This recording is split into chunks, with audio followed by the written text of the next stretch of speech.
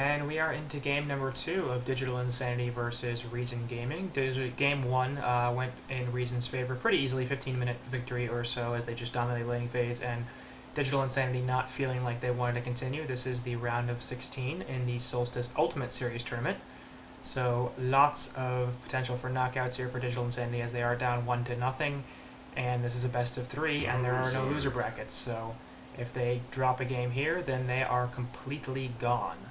I do want to note that I'm using a different software now because Fraps is completely fucked up on me. I don't know what the hell happened. It was doing great for like 3 straight weeks, and then all of a sudden it decided, as you can probably see in game 1, because I recorded that with Fraps, to just make everything incredibly slow. And I sort of got through game 1 there, but it was not a great FPS, so I'm like, alright, let's try something else. So I'm using OBS here, and hopefully OBS will be a little bit more happy. It does seem to be a little less enthused about dropping frames, and I like that. And the settings certainly seem to be okay, as it's recording microphone input, it's taking the desktop audio at a pretty solid volume, and we'll see how it does in game, but no reason really why this shouldn't work well. It's a pretty light program, it seems, and it is actually going to put everything into one nice little file. That I won't even have to convert anymore, so I might actually get even more casting done. I'm already doing what, like 20 or at least 20 or 30 a week, seems like, and that might get upped even more. So this is going to get to the point now where pretty much nobody is going to be able to keep up with this, but I'm going to do it anyway because maybe you got free time, you want to spend like 16 hours watching Han. Anyway, we should probably talk about the game. Engineer, Ophelia, Kraken, and Swiftblade are the bans so far. Engie and Kraken come up from the lead side, Oph and Swifty from the Hellborn side. Engie, Ophelia, not too much to say there. They're pretty standard bans. Kraken, a little less common as an initial ban, but you can certainly see why. Versatile hero, very strong in any lane. Strong throughout all phases of the game. Good team fight, good gank. Not the greatest push, but, you know, there's can't do everything. So not really worth a first ban there, in my opinion, but I can see why the thinking is there. Swiftblade from Imbaboy is weird, and really there's no reason that I can think of to ban that hero unless Digital Insanity over here really, really likes to play him, and that's very possible. I don't know really anything about this team. I believe they're more lower division. I think I looked them up or something like that. They might be in gold or silver, but regardless, they're not that well known, and pretty clearly, as we saw last game, not quite as skilled as Reason, but maybe Imboy doing his homework here. Meanwhile, first 2 picks for Legion are out. Parasite and Ravener will be the selection, so strong gank, pretty heavy burst magic there as well. Ravener not providing as much burst, but between the Ball Lightning Stun and the Storm Blades, it's basically, I'm going to hurt you really hard, and the Storm Blades and electrical feedback will wear off, and I'll do significantly less damage, but Bloodhunter will be the last pick there. I'm not really liking this team so far just because it's entirely single target damage. Parasite's basically wholly burst, so he doesn't scale that well. He does really, really well in the mid game, and then you start hitting that 40-45 minute mark, and it's like, I'm not going to get any burst here, I'm not going to get any more useful.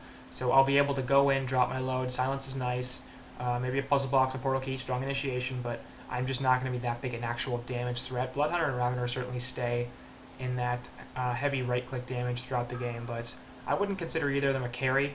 Together they sort of make one, because you know 2 semi carries is sort of like 1 hard carry, and they give you a little bit more safety because they are stronger in the mid game, they're stronger in the laning phase than a lot of carries are, as they sort of make up for their not being as strong late by being a little stronger early.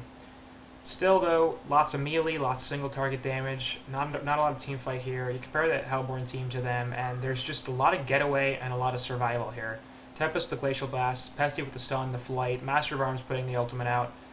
I'm going to Master's going to get bursted down, Pesty not so much, maybe Tempest, it depends on if he gets caught out. It is notable that Reason is running a Tempest here, not really ones for junglers. They don't typically tend to do that very often. Of course, last game running a defensive tri-lane. Really one of the very few teams to still do that. Almost nobody runs defensive tri-lanes anymore, tri-lanes in general, but Reason's still feeling that the tri-lane is very powerful, and they did show it last game, so maybe they're onto something. Regardless, Pesty and Master of Arms, assuming it's going to be Master of Arms support, probably in the middle lane with Pestilence. Tempest going to be in the jungle. Legion side looking like Ravener, Mid Bloodhunter short, and Parasite in the woods, so both sides looking for a suicide. Hellborn are looking for a short laner and a support. Legion are looking for a 2 supports, in fact. No, sorry, 1 support and a suicide. I completely skipped over that Parasite for some reason. Regardless, bans are coming out here. Warbeast, Moon Queen, and Corrupted Disciple from Team Insanity makes a ton of sense. Want to take away those carry options, as they pretty much have their own. They could put somebody in the suicide lane that has some carry potential like that Madman, who is still available, but I guess that would just be more melee, more single target damage. It wouldn't really fit the team. Bubbles, I think, would be a solid pickup here. Would give them some more mid-game, some more burst damage, some strong initiation, as well as some team fight capability, and a capable suicide hero, of course.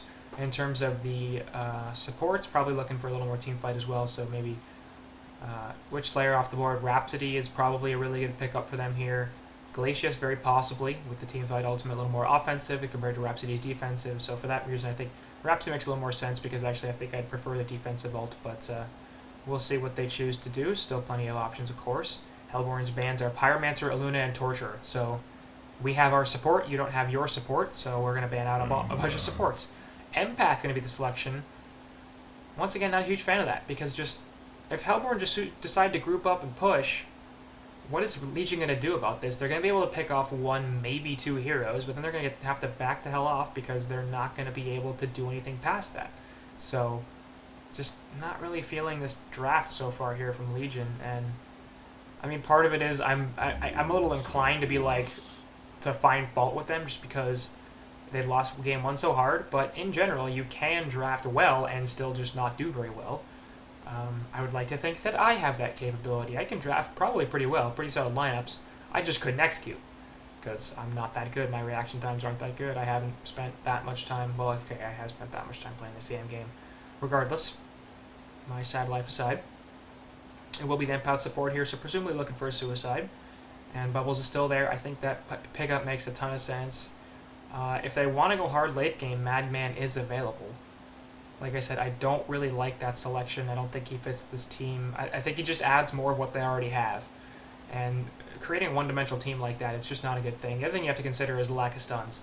There is a Ravener Ball Lightning. There's the Empath Essence Link Break, but that's not really reliable. And Pharaoh will be the last pick, so strong initiation there. But again, it feels like single target damage. He is disruptive in the fight, and he can put damage onto multiple heroes. It's just not a lot. Pharaoh is really more of an initiator and a team fight disruptor with the Multi Walls and the Hellfire than really a hero that does a ton of damage. He actually does quite well in laning phase in terms of damage output, but as the game progresses, he just doesn't hit that hard, and it's difficult for him to get kills all by himself. Of course, with the Legion side backing him up in terms of a fair amount of damage, that shouldn't be that big a deal. Not to mention the Parasite and Ravener will be able to jump inside those walls, and so will Empath, so lots of disruption really here and coming out from both the Parasite Mummy walls and the Empath wall. And it's going to be an Arachna final pick on top of the Lord Cell Forest, as I completely neglected to talk about that. But Zane's playing it, so that's looking like a Suicide Self. And I've seen that a couple of times. It's remarkably effective. The Life Tap gives him so much health, and if you level up that aura, I don't remember what it's called, Dark Lord's Presence, it steals enemy health regen, and it gives massive true damage per second. So if they're chasing you down, even if the lane is pushed up, you don't have lane control, and they don't just burst you immediately, then you can keep yourself alive with Life Tap, and Dark Lord's Presence will do a ton of damage. Not to mention that Self is a hero that snowballs incredibly hard. If he gets a solid early start, then he will take off and just destroy everything in his path. He tends to not die ever for any reason, as this keeps happening regardless. It's a very annoying hero to play against. Add some strong tank here to this Hellborn team. Another semi-carry, so you have two semi-carries and really a slightly harder carry. Somewhere in between a semi-carry and a hard carry, and Arachna, I think, is a good description for her. She is single target, so once again, that addresses a weakness of this Hellborn team. They had AoE with Pesty, Tempest, and Self to some extent. Master Arms to some extent as well with Goo. They didn't have that much single target damage. Master doesn't provide too much, Tempest provides almost nothing. Pesty has some solid auto attacks, but you won't be doing too much in those team fights in terms of being able to right-click heroes to death. Not to mention he doesn't carry that hard, so if you want to put a Pesty short lane, you're probably not going to do all that well in the late game. The Arachna fixes pretty much all those problems, provides another strong ganker here with the rest of this Hellborn team, so their gank potential will be very high. Not to mention they've boosted their hard carry, and they've increased their single target damage, so if a Tempest ultimate gets landed, all of a sudden Arachna shows up with the range and the damage, what's that ability called? Precision. And probably a Geometer's Bane at some point, and starts putting out a ton of damage. So Arachna going to be solo top, usually a little vulnerable up here, but with Pharaoh in the top lane should be totally fine, and actually should do very well as the web shot will basically allow her to completely harass him out. So Legion lane's not very surprising. Ravener and sorry, Empath in the middle lane, it's looking like, which is certainly very sensible. Meanwhile, Hellborn have picked up the Master of Arms, and it's looking like a Pesty in mid, not a surprise whatsoever. Suicide South, as I expected. And the player hero roles and the combinations there make a ton of sense. The only thing I might think of is putting the Empath bot with Bloodhunter, just because Bloodhunter is not going to have the greatest time here against the Suicide South. In fact, he might very well lose this lane. It's difficult to get kills on Bloodhunter because the Feast allows him to do so well in terms of CS, but and staying in his lane, that lane presence in general. On the other hand, South can just sort of do this, and he may very well be able to zone out this Bloodhunter. At the very least, Bloodhunter is not going to be able to prevent South from getting last hits. No matter how much harass damage Bloodhunter puts into him, South just like life tap. And now I have all my health back. Bloodhunter, meanwhile, taking damage from that Dark Lord's presence and having his health regen stolen. So South in a strong position to win this bottom lane, and that's what I'm concerned about, especially because in middle, Empath and Ravener isn't the greatest kill lane. Now Ravener's also not the strongest defensive support. Ball Lightning will help a little bit in that capacity, but in a dual lane he would definitely get hurt really badly. So that's probably most of the reason that Empath is here, is to get Rav off to a good start and see if he can start to snowball, because he is certainly a snowball hero. On the other hand, it's going to mean Bloodhunter is suffering in bottom, and Bloodhunter is definitely their long-term carry here. He will carry harder than Rav, in my opinion, with lower GPM. So perhaps sacrificing some late game for some mid game while coming out there. And this is the other problem, is Ball Lightning may come in, but depending on the positioning of the Hellborn team, Empath's Wall may or may not actually be an effective spell. In the side lanes, it's pretty easy to get somebody blocked against the trees. Here in middle, with the escapes to both the rivers and up and down the hills, it's really difficult to trap somebody next to something. Wall going off there will allow Empath to pick up this top Invis rune, and Pharaoh's actually dragging the creep wave over here, trying to get some lane control back, and should do so successfully. Invis Empath can come back up here, walks right past the water site, of course not being able to be seen. And perhaps Legion looking for some initiation here as Rav's level 3. And the other thing I don't see is a kill. There's 2 stuns here, and actually there's a Rev ward down, so they're going to be able to see Empath here. But there's 2 stuns down here on Hellborn, and I just don't think that there's going to be enough damage. As a charge shot there on Empath, plus the Impale stun and the goo, and Ball Lightning taken there by Pesty. But once again, the wall just not that effective. So it blocked off things a little bit, but it wasn't that big a deal. They basically just ran alongside it and didn't lose too much positioning. Leech coming out there from Parasite onto Moa. Gonna try to prevent the Ball Lightning here, but well, there it is. There's the one, and the second actually diving the tower here now. There's no stun available from Pesty quite yet. Looking for the Gore proc, won't find it. Actually gets it on a Ravener. And now both Ravener and Pesty will have to back off. So Empath having to go all the way back to base. Ravener needs to chug those bottles up, as he's taken some damage. And there is no Bloodlust so far, but it does feel like Hellborn are winning this lane. The dual stuns are going to be very, very difficult to fight against on Legion's side, and the Empath wall, I just don't feel like in middle lane is that effective.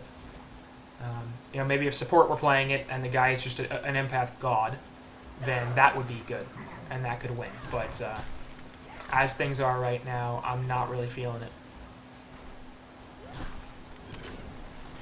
So we'll see what each side does. Right now, we've got Ravener sitting at 16-1, Pesty is sitting at 16-2, so actually a very even lane here. 4-minute rune going to be guarded by both sides, as Pesty's going top, Master's going bottom, but he's going to run into Parasite here, who takes the refresh but won't guard the 4-minute rune itself. Up top, Wall going out there, and Pesty's now in some trouble, puts the Impel into 2, only a refreshment rune up here.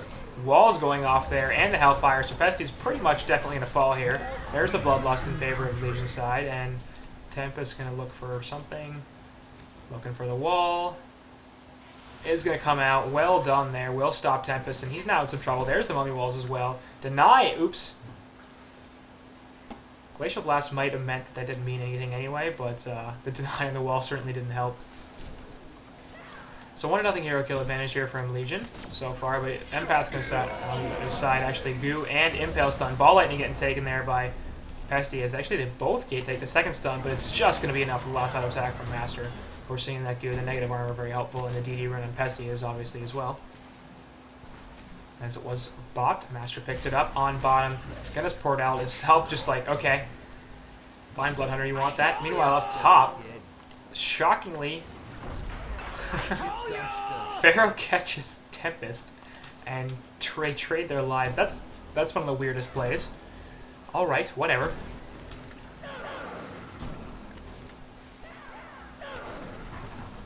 Impel stun there, plus the charge shot. Wall goes out to stop stuff. Ball lightning actually misses, amazingly enough. That was basically a point-blank range, and somehow it missed. Regardless, now 2-2 hero kills, as we have evened this up. 5 minutes in, no real advantage for either side. That's not that surprising, as you would normally expect it to be the case. Wall going out will stop Pesty. Once again, though, he can just run south. So, under a normal situation, like if there were a wall of trees there, then that would block him against the wall of trees. Ravener can initiate with Ball Lightning and Storm Blades, put a ton of damage on the Pesty there, and he might actually die. But because the river's there, he can just run away. So, no doubt, this isn't to say that Empath can't land good walls, because you certainly can. No matter where you are, the right wall will completely screw an opponent. The issue is that in middle it's just so much harder, and it's already not the easiest thing to do because the opponent really has to be in the right position for you to do it. But in middle it's just such a bigger problem, and there's only going to be so many opportunities. South diving this Bloodhunter now actually has the ultimate on him, trying to get a kill here, won't find him as he has the jukes off. Pharaoh in the meantime looking for a mummy wall. Life tap is there, Hemorrhage actually going out, and South's just going to run away from this. Will use the life tap to stop Blood Sense from going off, and now Bloodhunter needs to be a little bit careful here. Will actually gets the kill with a life tap, and that's so powerful. Pharaoh also going to go down. Parasite grabs the leech kill, and he's going to be now in a lot of trouble as the Spider Sink from Ophelia comes out. But getting the creep, and the Spiderling will actually chase this. So if he comes out again, there's the Spiderling hit, and now a couple more web shots, and wow, that hurts. You just see the spiders like, I'm gonna get you, I'm gonna get you, I'll get you. And he did get him. So 3 hero kills for the Hellborn, and just the 1 for Legion, as they take out Pharaoh, Bloodhunter, and Parasite in exchange for Salphorus. That life tap, man. Especially against this Bloodhunter, it's just a serious problem.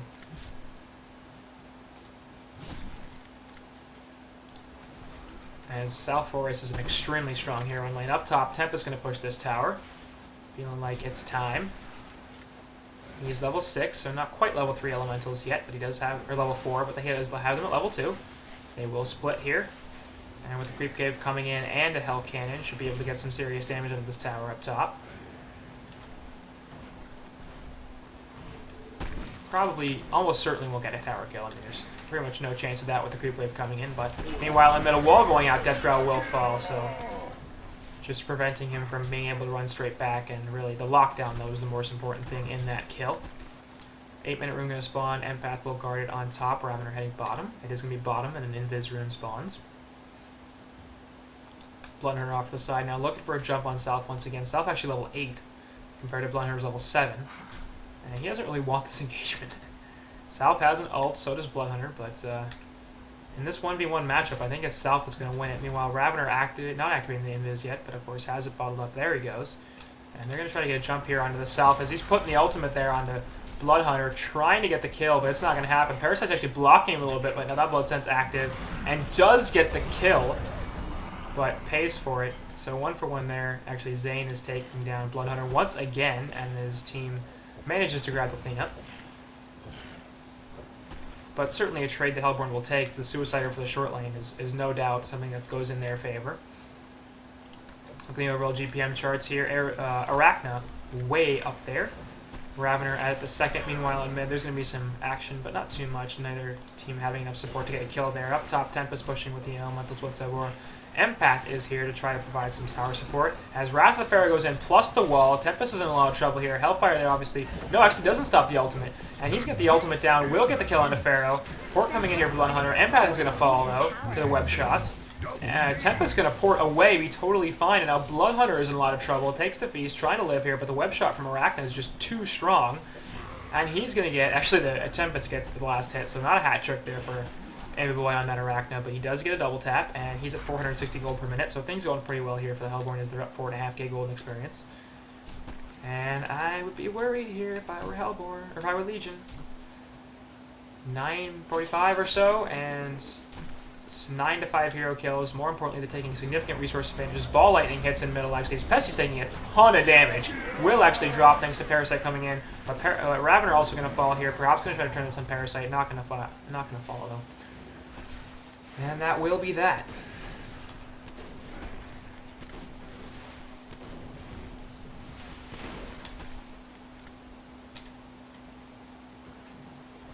Now Tempest going to choose to push middle, of course, with these elementals. They are level 4, so lots of pushing power here. And going to do some significant tower damage here, if not kill this tower, in fact. Creep wave comes in. Legion creeps die, and this could very well be a tower kill. With Rachna here, it definitely will be. South off to the side will spot Parasite, gets the leech on him, but puts the ultimate on the Para, in fact, and this tower kill is dead. But both Prisoner and, Pharaoh and Ravener are here. Pharaoh immediately dying. Panzer goes on to Master right there, and there goes Rav and Empath. So everything's dying. Off to the side, her Bloodhunter gets a kill onto Starzors on that Master, so sad face. And he's now going to try to run away. Should be... Well, we'll see now. He's going on an adventure. Where are you going, Bloodhunter? Where are you going? He does not have a port.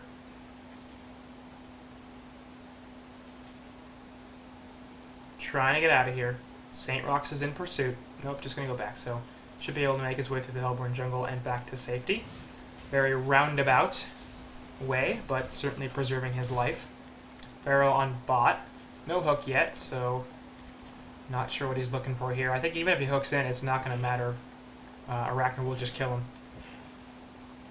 As she has the Spider Sting up in about 5 seconds. With some support here, though, could certainly turn that into a kill. As Arachna, though, has herself some support as well. Both South and Pesty down here looking for a jump. Pharaoh is hiding in the trees. Going to be a jump here onto Ravener, and they're going to be surprised by this emergence of Pharaoh. There's a Ball Lightning onto South. So much damage onto Ravener. He's going to die before anything can happen. Hemorrhage going on to South Forest as Bloodhunter pours in, but that was not a good decision. Takes Glacial Blast and plenty of stuns here.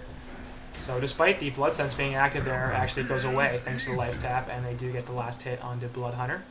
And we're going out 8-0-2, 550 gold per minute. So I think it's pretty safe to say that that's actually a pretty cool effect, but it's pretty safe to say Hellborn are in control of this game. Destroyed a Legion tower. And I'd be a little worried here if I were Legion. They choose to push down bot with 3 of them, plus the Tempest, of course, providing tons of pushing power. Master trying to chase down this Parasite inside a Minotaur. We'll take a Fork Lightning. And no follow-up, though, as Pesty does not have a portal key, so a little unable to initiate as well as he can later. Ravener looking for a Ball Lightning will hit it on Pesty, but it's not going to stop the tower from being killed. Pesty's faking this Impale going, I'm waiting. Empath Wall there, not a great placement, really.